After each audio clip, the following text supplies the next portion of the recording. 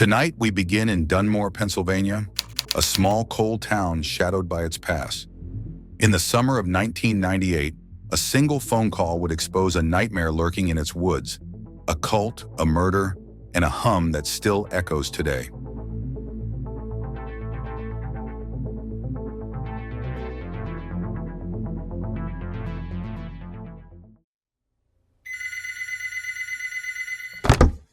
There's people in the woods, dozens of them, chanting something awful. I swear, it's like they're not even human. That call, logged on July 13, 1998, came from Eddie Parrish, a gas station clerk in Dunmore. Just past midnight, he reported figures in gray cloaks chanting near the pines behind his station. Deputy Clara Henshaw, a local officer with short, dark hair and a worn uniform, responded, expecting a drunk's delusion. What she found was far worse.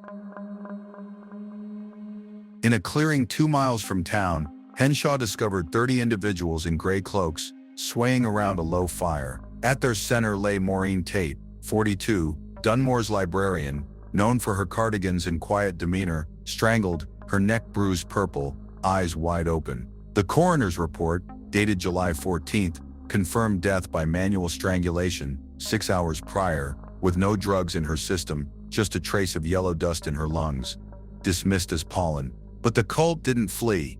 They chanted a low, 3-note hum, high, low, high, until Henshaw and deputies cuffed 28. 2 escaped into the dark. Those cuffed were Dunmore's own, Lou the barber, a school teacher, neighbors Henshaw knew. Their eyes were wrong, too bright, too empty, as if drugged or entranced. Held at the station, they hummed that tune, looping, refusing to speak. By morning, July 14th, they were gone.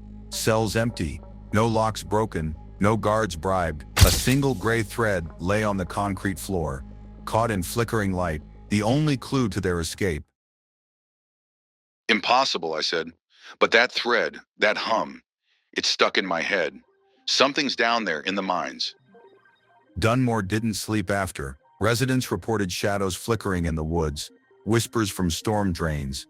Always that hum, high, low, high. Henshaw dug into Maureen's life, finding sketches in library books, circles, eyes, the echo calls scrawled in margins. The yellow dust, lab tests, inconclusive as of July 16th, showed it's part plant, part chemical, possibly linked to the old coal mines beneath town, abandoned since the 30s. Could methane or toxins be twisting minds? Or is the Order of the Gray Veil, as locals whisper, stirring a darker madness? 3 days later, July 16th, Henshaw found a gray cloak on her porch, pristine with a note inside. The echo sees you. She hasn't stopped hearing that hum since, a sound that feels alive, yet unplaceable. Is this a cult's ritual, fueled by some chemical leak? Or does Dunmore's past hide a mystery beyond reason? It's in my head, Russo. 3 notes, high, low, high. We need to check those mines. July 15th, 1998, 2 days after Maureen's death, Dunmore woke to a fog that clung like dread.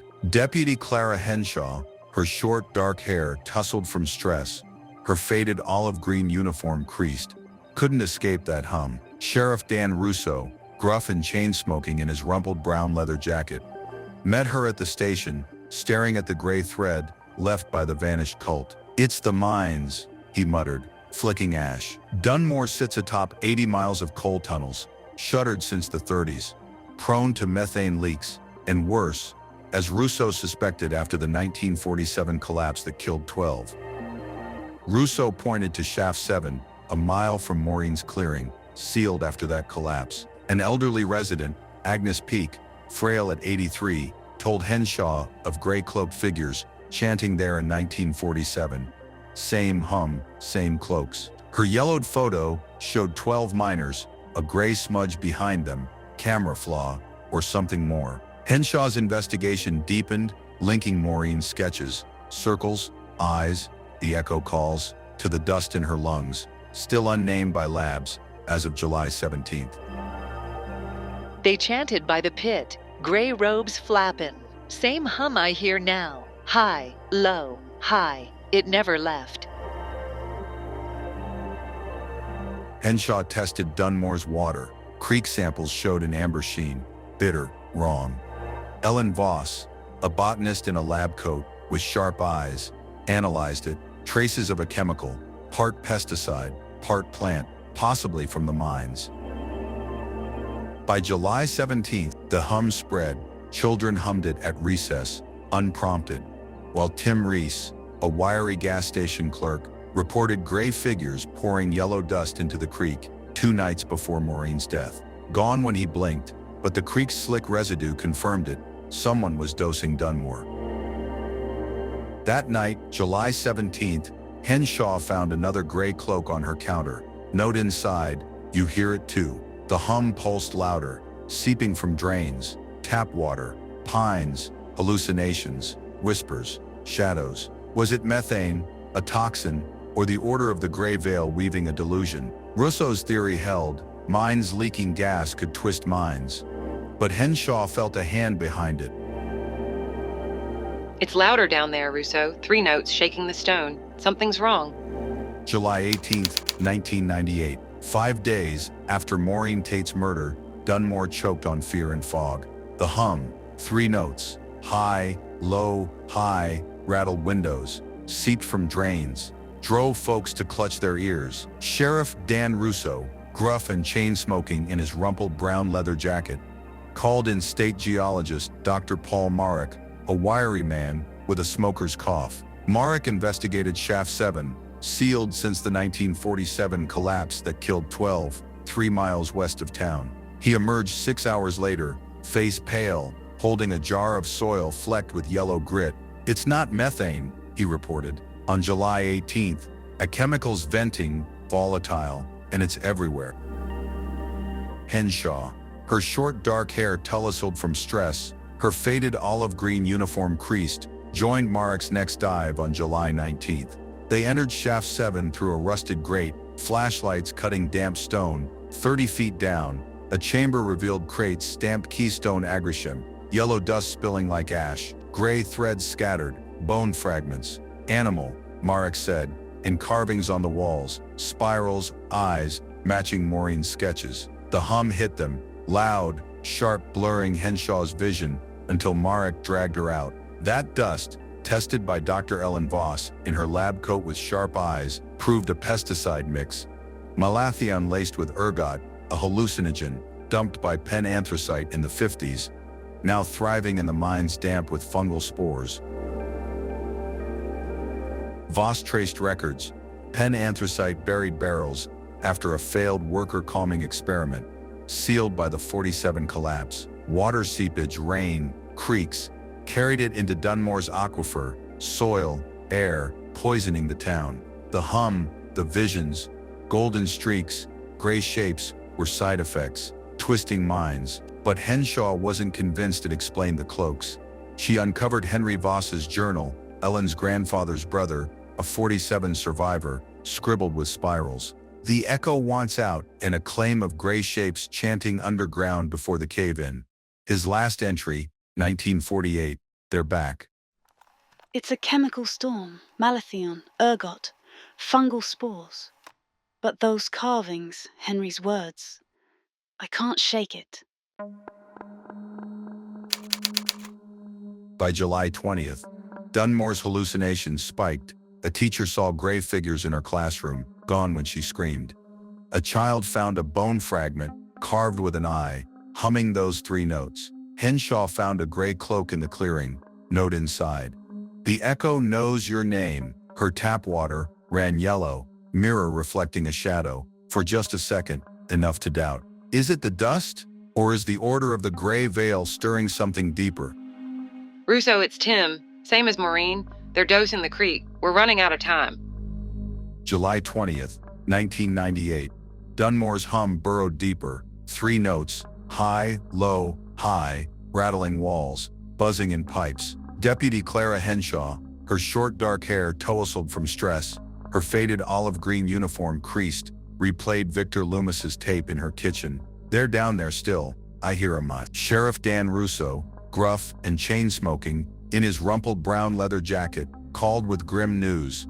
A jogger found Tim Reese, the gas station clerk who'd seen gray figures by the creek, dead near Shaft 7, neck bruised, yellow dust caked in his throat, 12 hours prior. Strangled, same as Maureen Tate, proof the order wasn't finished.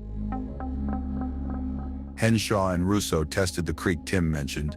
Half a mile from Shaft 7, water sluggish, rocks slick with an amber sheen, smelling of rot and chemicals. Ellen Voss, sharp-eyed in her lab coat, analyzed it on July 20th. Malathion ergot, coal dust, same as Shaft 7, but fresher, concentrated. Someone's dumping it, Voss concluded, voice tight. Deliberate, not seepage. Henshaw realized Tim's sighting wasn't a hallucination. The order was actively poisoning Dunmore, turning water, air, and soil into a hallucinogenic weapon. But why? And how did they know the mine's secrets? Henshaw dug into Victor Loomis's past. County records showed he'd survived the 1947 collapse. Then sued Keystone Agrichem, claiming they stored test batches in Shaft 7 before it blew. The case settled quietly in 1948, hush money, and Victor turned recluse, hoarding mine blueprints until his house burned in '89. Arson unsolved. Henshaw found one blueprint in the library. Maureen had checked it out in June. Her name scrawled on the slip, marked to Vanel. They breathe it. Victor knew the poison's power, and Maureen chased it. Was she a victim or part of their plan? It's a calculated act. Someone's refining this, keeping Dunmore dosed. But those blueprints, Maureen's sketches, I don't know what she saw. By July 21st, the hum turned feral, louder, sharper, driving Dunmore indoors. Residents reported gray figures, barbers, nurses, kids, hallucinating in alleys, classrooms, their minds warped by the dust. Henshaw and Russo raided Shaft 7 again, hazmat gear on, crates shifted, fresh footprints in coal dust, a gray cloak draped over a box, and a glass vial labeled KA Batch 9. Keystone's poison wasn't just old waste. Someone was harvesting it now. Russo coughed, mask slipping, swearing, shapes moved in the dark, hallucination or truth. That night, July 21st, Henshaw collapsed at the station, tasting creek water, vision blurred to gray figures circling, the hum a drill in her skull. Her radio crackled static, then Victor's voice. The echo finds you. A new note on a cloak by the creek read, 12 to call, 1 to rise. Is the order a relic or a reinvention? Russo, they hit the station. Paint bones. The hum's everywhere. We're losing control. July 22nd, 1998. Dunmore woke to chaos. The hum, 3 notes, high, low, high, shook windows, buzzed through pipes, a relentless drum in every ear. Sheriff Dan Russo, gruff and chain-smoking, in his rumpled brown leather jacket, called Deputy Clara Henshaw at dawn, voice shredded. They hit the station. Overnight, someone slipped in, gray paint smeared across cell walls, 12 bone shards carved with 3 lines, high, low, high, scattered on the floor. Security tapes from July 22nd showed static, then a flicker, gray shapes moving, gone in a blink. Russo smelled yellow dust, sharp and sour, and his deputy Pete Klein, a rookie with nervous eyes, hadn't stopped humming since, voice cracked, staring blankly.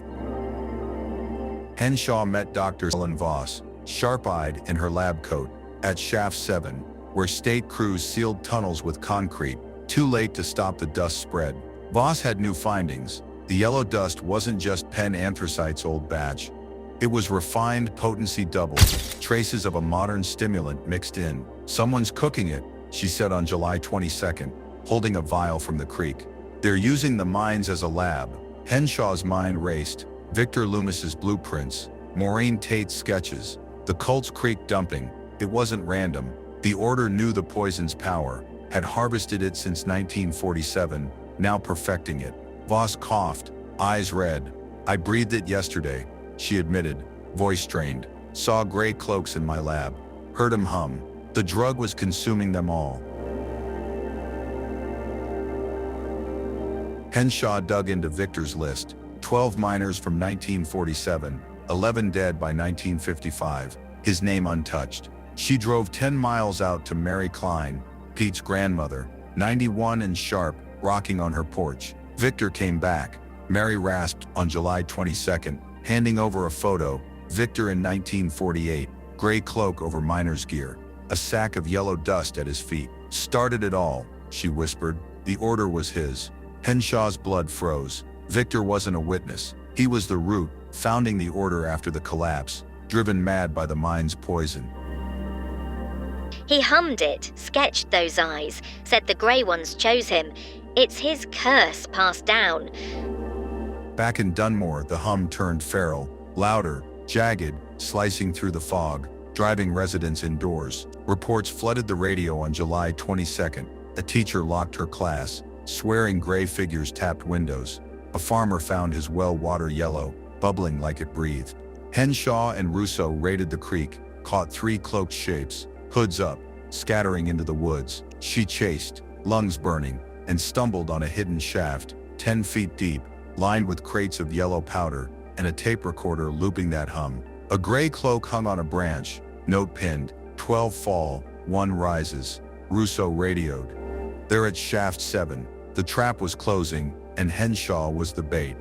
That night, July 22nd, Henshaw, Russo, Voss, and Pete gathered at the station, Pete still humming, eyes glassy. She played Victor's tape, then Mary's words. The order began with him. A cult born from 1947's madness, feeding on the dust ever since. Voss nodded. They're dosing us now, keeping it alive. The hum hit a fever pitch, 3 notes shaking the walls, when Pete lunged at Henshaw, hands on her throat, snarling. The echo rises. Russo tackled him, cuffs snapping, but Pete's strength was wrong, drugged feral. They secured him as the lights flickered. Outside, 12 gray shapes stood in the fog, motionless, then vanished. Henshaw's radio crackled, static, then Victor's voice. Clara, you're next. Russo, it's Maureen. She's alive, leading them at shaft 7. We're going in. July 23rd, 1998. Dunmore was a ghost town under the hum's siege. 3 notes. High, low, high, shaking walls, buzzing through pipes, driving residents to hide. Deputy Clara Henshaw, her short dark hair tousled from stress, her faded olive green uniform creased, barricaded the station with Sheriff Dan Russo, gruff and chain-smoking in his rumpled brown leather jacket, and Dr. Ellen Voss, sharp-eyed in her lab coat. Pete Klein, the rookie deputy, hummed in a cell, eyes glassy, cuffed after his drugged attack. State hazmat crews swarmed shaft 7, sealing vents, but yellow dust streaked the creek, coated windows, clung to lungs. Henshaw replayed Victor's tape, they're down there still, and Mary Klein's words. He'd founded the order after the 1947 collapse. A cult born from madness in the mines, feeding on Penn Anthracite's poison ever since. It's not history, she said, slamming the table. It's now. Dr. Voss cracked the final piece on July 23rd, tested fresh crates from shaft 7, finding malathion ergot spiked with a modern stimulant. Someone had refined it, doubling its potency. They're not just harvesting, she said, voice tight, they're perfecting it.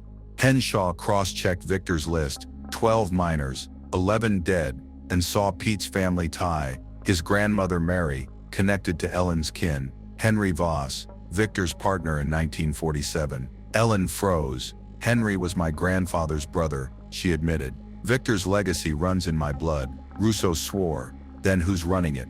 Henshaw's radio crackled, static, then a woman's voice, Maureen Tate's clear as day. Clara, come alone. She knew that voice, and her gut twisted. Henshaw drove to shaft 7 alone, gun drawn, fog choking the air. The hum was a wall, guiding her to the sealed entrance, now pried open. 12 gray cloaks stood inside, hoods up, swaying around a figure on a crate. Maureen Tate, not dead but alive, neck bruised, eyes wild, with the dust's fire. You thought I was gone, she rasped on July 23rd, voice a twisted echo of Victor's tape, slowed and warped. Maureen had faked her death in July 1998, staged the clearing, led the order since Victor's death in '89's fire. The echo rises, she said, through me. Henshaw's blood ran cold. Maureen wasn't the victim. She was the veil, the one to rise. I never saw it. Maureen, my friend, leading this. The dust blinded us all. Russo and Voss arrived with backup, state cops, hazmat vans, but Maureen laughed, tossing a vial of yellow dust at Henshaw's feet. It shattered, cloud rising, and Henshaw's vision swam, gray shapes circling, the hum a chorus in her skull. She fired, missed. Maureen lunged with a bone shard, screaming 12 to call, 1 to rise. Russo tackled her, cuffs snapping, but the 12 charged. Townsfolk like Lou the barber, a teacher, all dosed, feral. Shots rang out on July 23rd. 6 cultists fell, 6 scattered into the fog, until Maureen was pinned, the hum fading as the dust settled. Henshaw coughed blood. Why? Maureen grinned. Victor chose me. The mines chose us. By July 25th, Dunmore exhaled. The state sealed Shaft 7 for good, burned the crates, diverted the creek, cleaned the wells. Maureen confessed in custody. After Victor's death, she'd revived the order, using his blueprints to harvest the dust, refined with a chemist. Ellen's cousin, dead in '89's fire. The 12 were recruits, drugged into loyalty. The hum, a ritual from 1947, kept alive to control them. The yellow poisoned Dunmore to mask her return, faked death, real power. Ellen Voss quit, Russo retired, and Henshaw burned Victor's tape. The hum stopped, mostly. 3 bodies stayed missing, gray cloaks unaccounted for. This is the Hollow Echo, signing off. Maureen's in prison, humming 3 notes through steel bars. Henshaw hears it some nights, faint, in the wind, high, low, high. Dunmore's wells are clean, air clear, but the echo lingers. Was it all the dust, or something Victor woke that won't sleep? Check your water, listeners. The Gray's patient. I'm Robert Kane. Good night, and stay vigilant.